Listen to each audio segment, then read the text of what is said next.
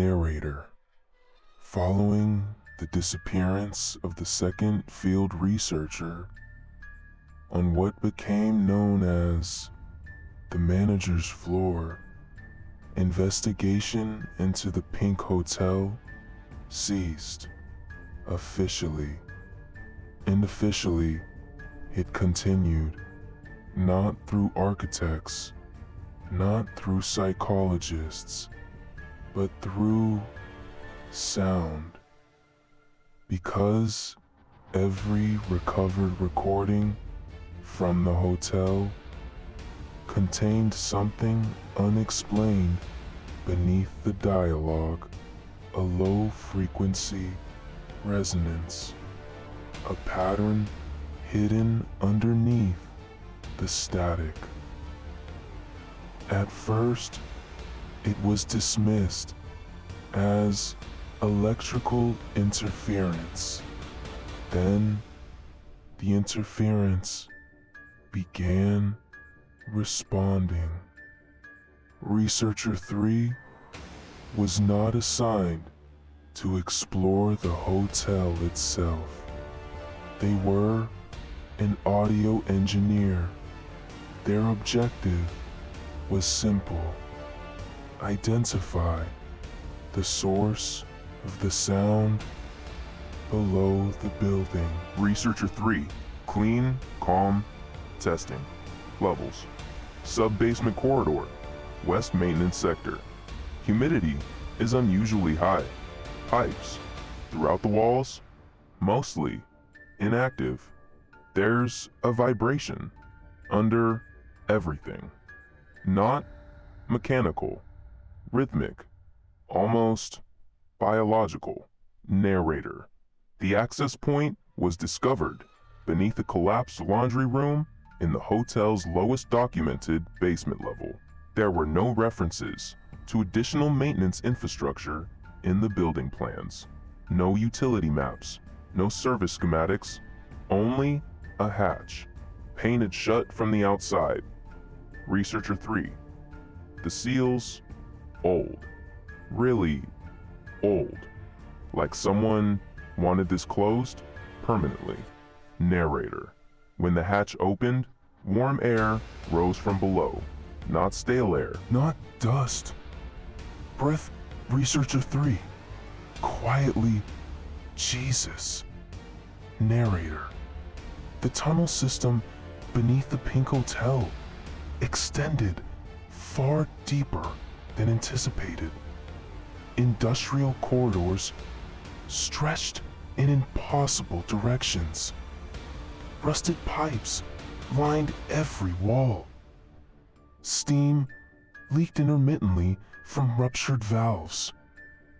And beneath it all, the sound continued.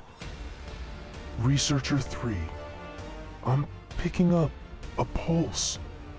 No, that's impossible. It's synchronized across the entire tunnel, like one system, one body. The first hour of recordings contains nothing overtly anomalous, only steam, metal strain, distant movement. But when the audio was later enhanced, something else emerged. Fragments, faint, almost inaudible whisper, deeper. Researcher 3, hold on. There. Did you hear? Exit point mine. Okay? Okay. That's not great. The researcher continued downward. The researcher continued downward. The researcher continued downward. The word got thawing out, and somewhere ahead in the tunnels, something answered back. Narrator: the maintenance tunnels did not obey coherent architecture.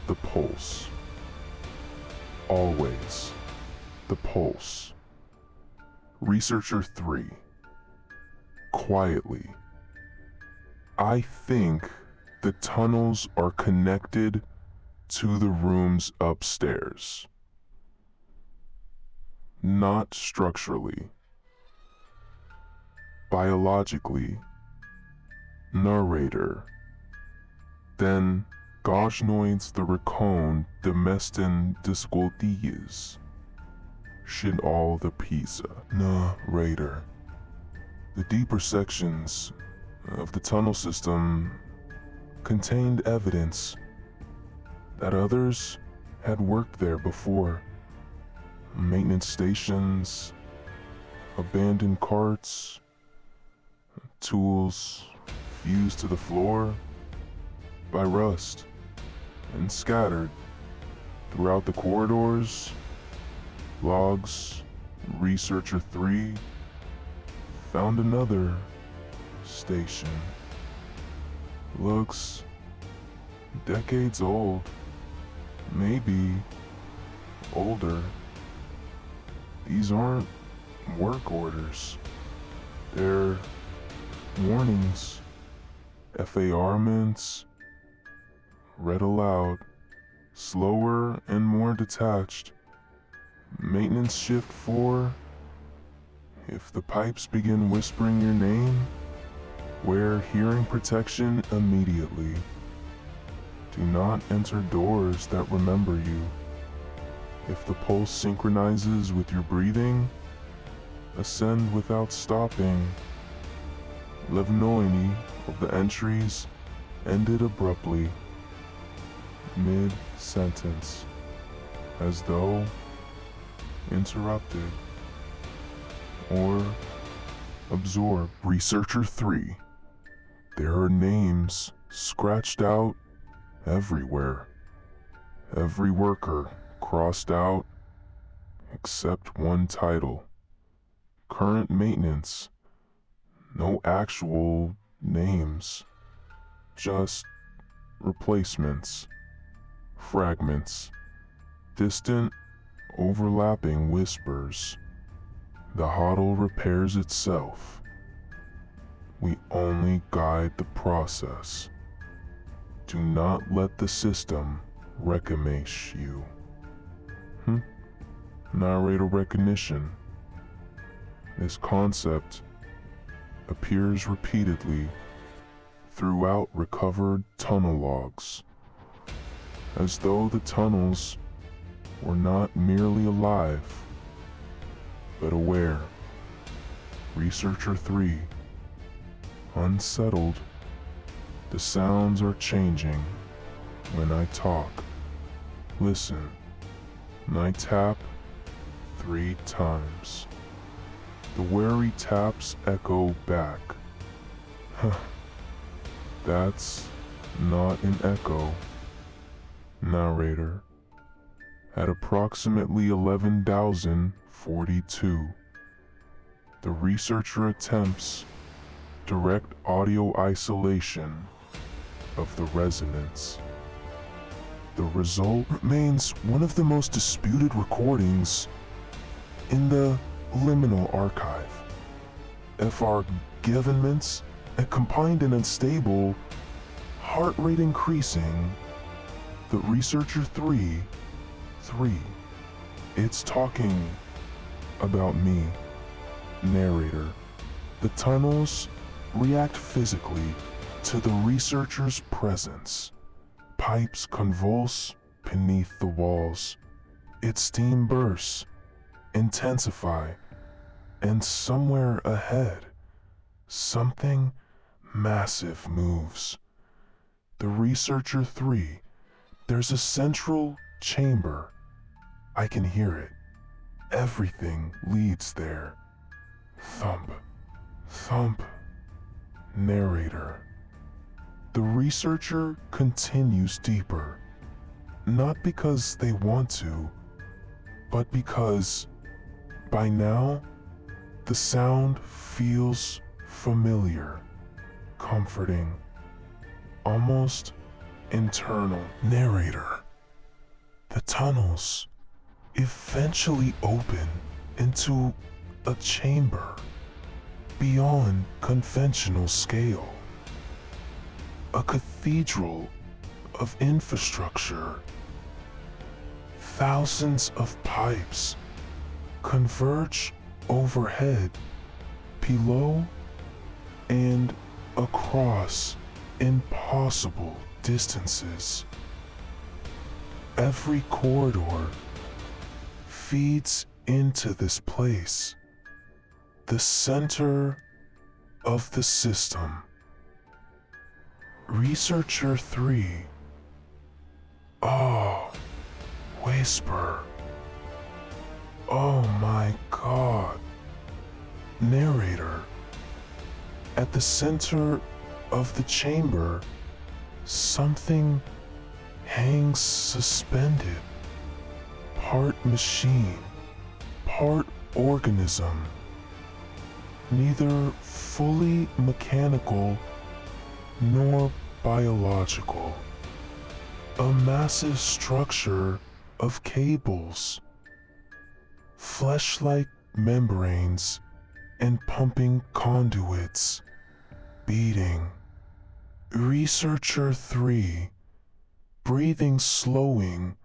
That's where the sound comes from. Narrator.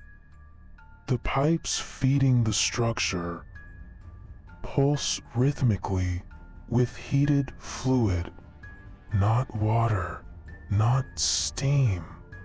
Something thicker, darker. Fragments, clear, distant, like a liturgy. The heart must remain active. All guests become part of the system racer. 3. The hotel isn't a building, it's an organism. The corridors, upstairs, the manager's floor, their organs, processes. Narrator. The researcher approaches the structure and the audio recording begins to distort, not from interference, from synchronization. Researcher 3, detached, almost serene. My chest hurts.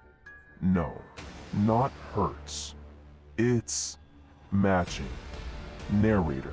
Medical analysis of the final recordings suggests the researcher's heart rate gradually aligned with the chamber's pulse frequency, beat for beat. Researcher 3, softly mesmerized. I can hear it inside me now. Narrator. Then the structure responds. One section opens, like an iris or a mouth. Inside, maintenance uniforms hang neatly in rows, freshly cleaned, waiting. Maintenance, whispered warmly. Maintenance required. Researcher 3, almost smiling.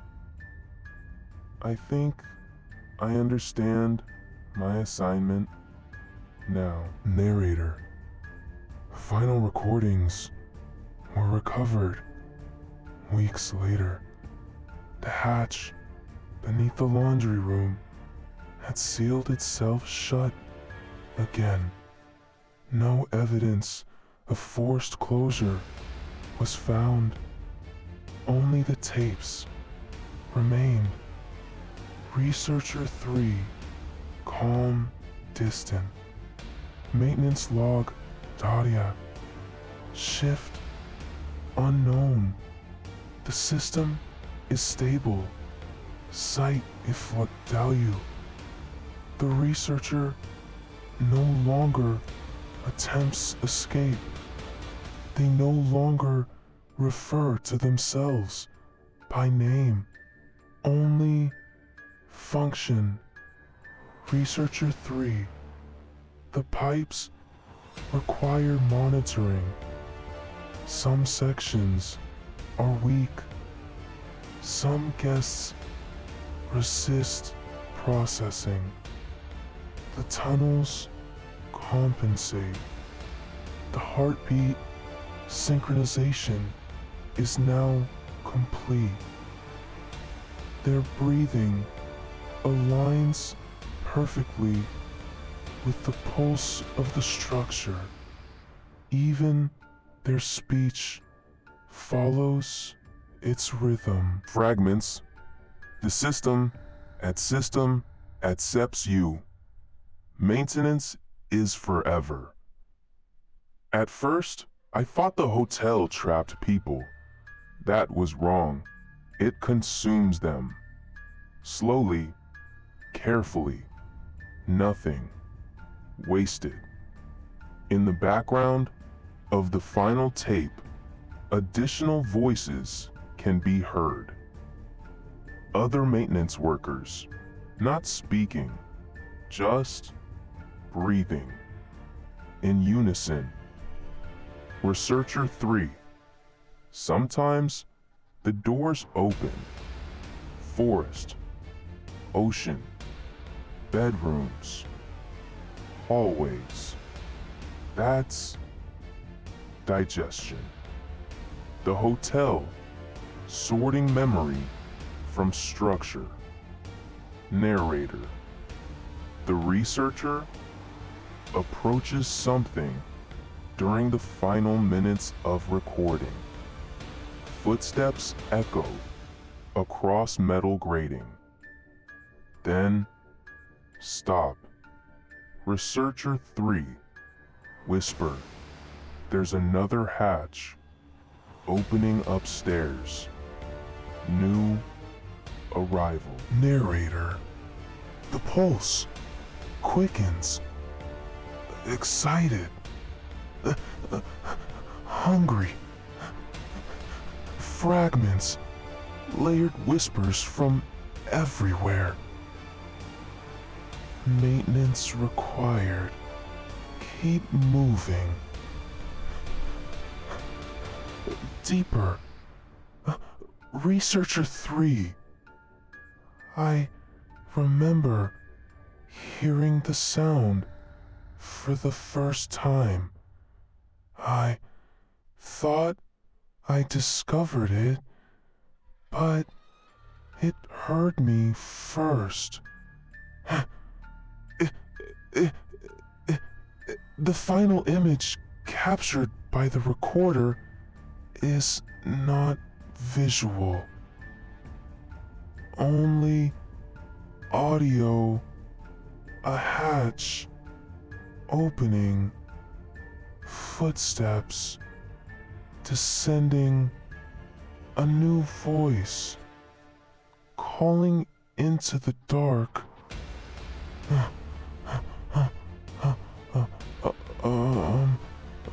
Known voice.